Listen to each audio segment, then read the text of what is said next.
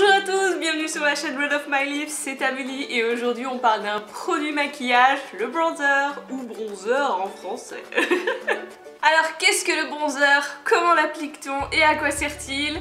Et on va répondre à toutes ces questions aujourd'hui. Il existe différents types de bronzer. Vous avez d'abord les bronzers en poudre comme ceci. Vous allez avoir ensuite les textures un petit peu plus crémeuses que vous retrouvez comme ça dans des pots. Et ensuite vous pouvez rencontrer les textures liquides que vous avez dans les concealers, dans les anti-cernes. Du coup, il vous suffit de prendre des teintes plus foncées par rapport à la carnation de votre peau. Alors à quoi sert le bronzer? Il va tout simplement venir structurer votre visage et créer des zones d'ombre. Le bronzer sert également à réchauffer son teint et à rehausser du coup la couleur de la peau pour paraître un petit peu plus bronzé. Pour appliquer le bronzer, vous pouvez avoir besoin de différents pinceaux, comme celui-ci, celui-ci et celui-ci. Vous pouvez également l'appliquer avec le doigt et vous pouvez vous munir de cet instrument pour vous aider. Dans cette vidéo, je vais utiliser mes deux joues parce que j'en ai pas plus. D'un côté pour vous montrer la texture poudre et de l'autre côté pour vous montrer la texture un petit peu plus crémeuse. Sachez que c'est exactement la même chose d'utilisation qu'une texture liquide. Rapprochez-vous. Pour appliquer la texture crème, je vais prendre un petit pinceau. Je vais prendre un peu de texture, il n'y en a pas besoin énormément. Sur votre joue, vous allez trouver un creux qui va se situer entre la mâchoire du haut et la mâchoire du bas. C'est là où vous pouvez enfoncer votre doigt.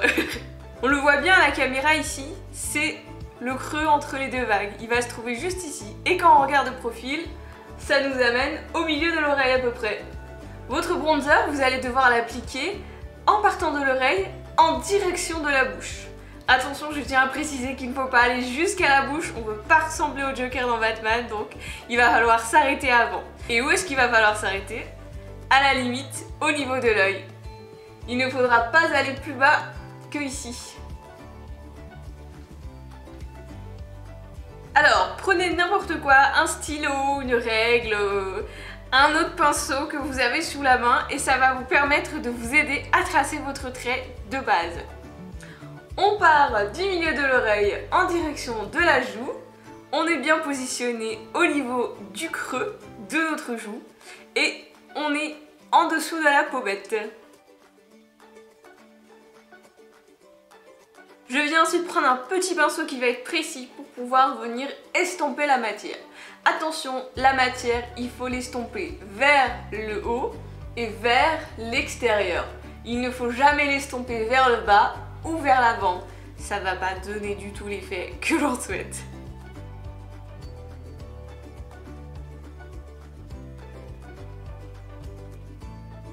Il ne faut surtout pas hésiter à estomper la matière jusque dans ses cheveux et au niveau de son oreille pour fondre le maquillage sur le visage.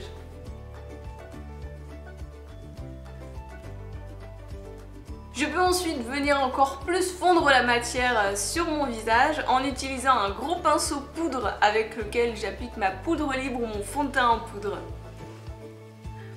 Et je viens passer le pinceau comme ça par-dessus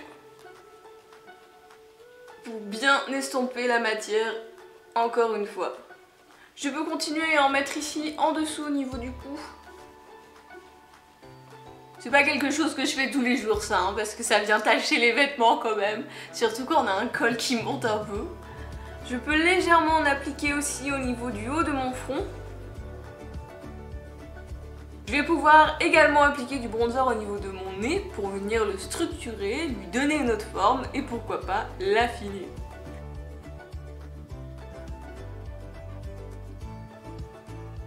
C'est à vous de savoir quelle quantité de maquillage vous voulez mettre sur votre visage, si vous voulez en mettre beaucoup ou très peu, de manière à ce qu'il soit très diffus. Voilà pour le côté avec la texture crème.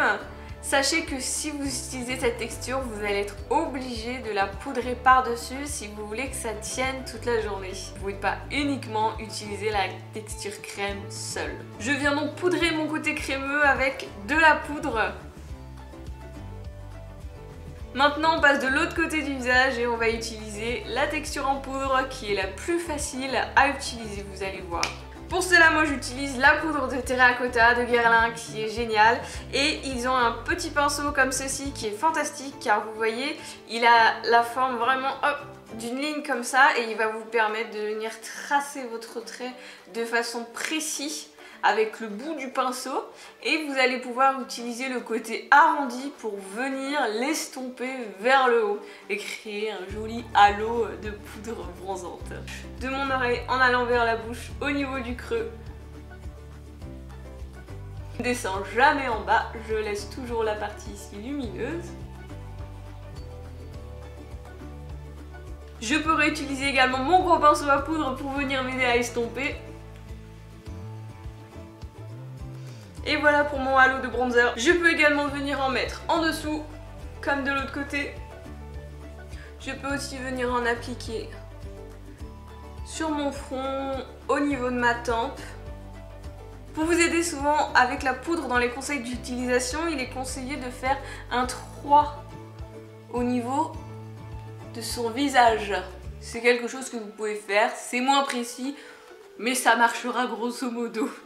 Voilà un petit peu plus loin ce que ça donne au niveau du bronzer. De ce côté, vous avez la texture poudre uniquement. Et de ce côté, vous avez la texture crémeuse qui a bien sûr été fixée avec de la poudre, du bronzer en poudre. Sachez que la texture crémeuse du coup tiendra beaucoup plus longtemps dans la journée par rapport à la texture poudre qui nécessitera peut-être une légère retouche, surtout s'il fait chaud. Voilà, j'espère que cette vidéo vous aura aidé à savoir comment appliquer du bronzer, quelles sont les différentes textures qui peuvent exister. Si vous avez la moindre question sur la vidéo, sur les produits utilisés ou vous voulez un détail en plus, n'hésitez pas à laisser un commentaire, je me ferai un plaisir de vous y répondre. Et si vous avez aimé ce genre de vidéo, n'hésitez pas à me dire pour que je puisse vous en faire beaucoup plus sur d'autres produits de maquillage. En attendant la suite des aventures d'Amélie, je vous souhaite une bonne journée et à bientôt sur la chaîne Red of My Lips. Bye bye!